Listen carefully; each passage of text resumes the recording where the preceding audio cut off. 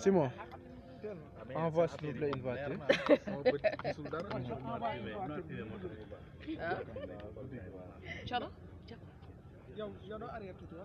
C'est bon?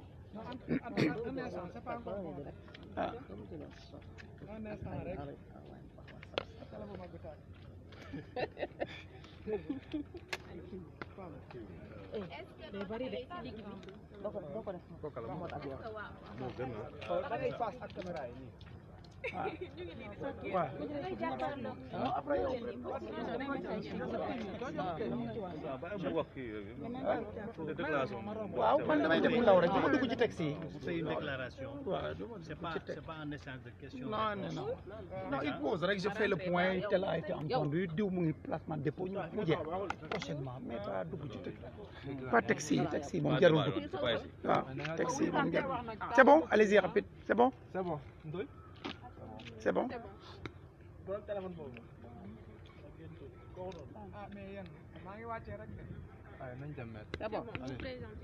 Maître Moussa Sarr, je fais partie du pool des avocats de Guy Marius Sagna et les 8 autres. D'accord. Est-ce que vous pouvez faire l'économie des auditions de Guy Marius Sagna et ses origines? Oui, les auditions ont commencé cet après-midi devant le doyen des juges d'instruction concernant Guy Marius Sagna et les 8 autres. Ils ont tous été entendus par le doyen des juges d'instruction et conformément au réquisitoire introduit du parquet, les 8 ont été placés sous mandat de dépôt. Un seul parmi les 9 a bénéficié d'une liberté provisoire. Il s'agit de Souleymane Djim. Et quelles sont les infractions? Les infractions, pour les 8, ils sont poursuivis pour participation à une manifestation interdite.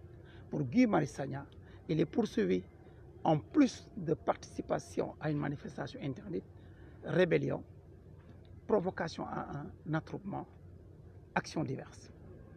Pourquoi Souleymane Djim a été lui seul Libéré alors qu'il y a un qui a mal au sang? Nous ne saurions le dire. Ce qu'on peut juste constater, c'est que le doyen des juges est allé dans le sens du réquisitoire de M. le procureur de la République, qui avait indiqué dans son réquisitoire qu'il n'y avait pas lieu de placer M. Souleymane Djim sous mandat de dépôt. En notre qualité de conseil de l'ensemble des prévenus, nous nous félicitons de cela. Parce qu'à chaque fois qu'un de nos clients bénéficie d'une liberté, nous sommes tout à fait heureux et contents. Et nous nous battrons pour que les 8 autres suivent le plus rapidement possible Souleymane Djim dans sa liberté. Et quelle est la prochaine étape pour les conseils de La prochaine étape, nous aviserons. Pour le moment, nos clients ont été placés sous mandat de dépôt. Nous allons nous concerter et mettre en place une stratégie de défense. Mais en tout état de cause, il s'agira de se battre pour qu'ils retrouvent tous la liberté provisoire le plus rapidement possible. Qu'en est-il de la grève de la faim que vous avez initiée? La grève de la faim se poursuit et nous regrettons et nous déplorons qu'un étudiant parmi les 8 placés sous mandat de dépôt, en l'occurrence Malik Diallo Biaye, est très mal en point. Et pourtant, il a été placé sous mandat de dépôt. Et je précise à toutes fins utiles que parmi les 8 qui sont placés sous mandat de dépôt, 5 sont étudiants. Et il y a également un professeur d'université, Dr Babacar Diop. Il enseigne au département de philo. Je pense que ces gens n'ont pas leur place en prison. Les étudiants ont leur place dans les amphis. Et ce professeur de philosophie, sa place se trouve également dans les amphis, où ces étudiants l'attendent pour dispenser des enseignements, corriger des devoirs, encadrer des mémoires. C'est vraiment regrettable et une grosse déception pour nous. D'accord. Si wolof met dañu mën a jàpp ci li nga xam moo tukkee ci audition yi.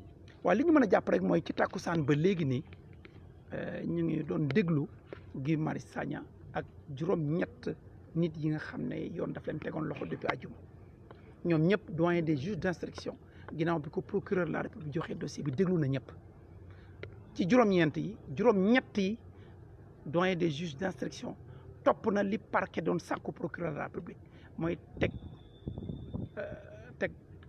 yóbbu juróom-ñett ñi kaso téye leen téye négandiku mu am kenn rek kuñ ci bàyyi négandiku muy Souleymane Djim.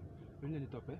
lu ñu leen di toppee mooy pour juróom-ñett yi dañ leen di toppee ne dañoo bokk ci dox ñaxtu boo xam ne yoon nanguwu ko mooy pour juróom-ñett yi waaye pour Guy Marius Sagna moom dañ ko yokkal leneen yokkal ko ne dafa jéngu ci ay homme de loi yokkal ko itam ne moom dafa fexe ba indi ay nit ñu dajaloo ci mbedd bi yokkal ko itamit ay actions diverses muy dafa def ay yeneen ni façon ñaawteef donc moom lañ ci gën a topp moom lañ gën a bëri ay tuuma yu ñu teg ci kawam ñi si des yëpp benn tuuma rek lañ teg seen kaw. taxawaay bi lan lay doon ëllëg ci avocat yi. waaw taxawaay bi ñu ngi ni taxaw mooy dinañu waxtaan suñu biir xool nan la ñuy tërale motukaay yi ñu war a jël pour fexe ñu génn nu mu gën a gaawee liñ ci mën a jàpp daal mooy ak lu mu mënti doon suñu yéene ak suñu jot seen liberté nu mu gën a gaawee li ci des nag fan yi di dëkk dinañ ci gën a waxtaan. grève de la faim bi ñu amal nag. waaw grève de la faim bi loo am la. grève de la faim mooy dañu dakkal seen lekk dañu xiifal depuis démb mu am sax kenn ci étudiants yi parce que ci ñi ñu yóbbu kaso juróom-ñett yi juróomi étudiant lañ kenn ki docteur Babacar Diop professeur la au département de philosophie dafa am crise depuis démb mbay terewul yóbbu nañ ko kaso. d'accord yaa ngi doon wax étudiants yi tamit seen place nekkul ci kaso gi dañ leen war a bàyyi ñu demaat ci jàng yi. mais loolu lu nekk la juróomi étudiants yi ñu yóbbu kaso seen place du dem kaso ci ñaxtu simplement ne prix courant bi dafa cher ci loo xam ne suñu charte réew a ko may waruñ ci jàpp ne ba di ko yóbbu kaso kon ñooñu seen place mooy dem jàngi pour jëriñ seen réew jëriñ seen askan jëriñ seen famille loolu ñu leen soxla ab nguur du yóbbu ay doomam ci lu ko jarul kaso ab nguur dafa war a jël matukaayam pour tette ay doomam pour encadrer leen pour ñu jàng am xam-xam jëriñ seen réew rax ci dolli mu am docteur Babacar Diop professeur département de philo muy ab ndaw di borom xam-xam di jàngale au département de philo tey ay étudiants ñu ngi koy xaar place am mooy nekkoon di jàngale corriger ay copie encadrer ay étudiants seen mémoire tey yóbbu nañ ko kaso ci ay waxu kasaw dañ koy ñaawlu du loolu mooy cëru nguur mooy former ay ndongoom jàppale askanam teg leen ci yoon woo xam ne bu ëllëgee dañuy jëriñ seen askan waaye ñaxtu ci loo xam ne sa réew a ko may waruñ ci jàpp kenn ñu ngi koy ñaawlu. d'accord merci maître. jërëjëf.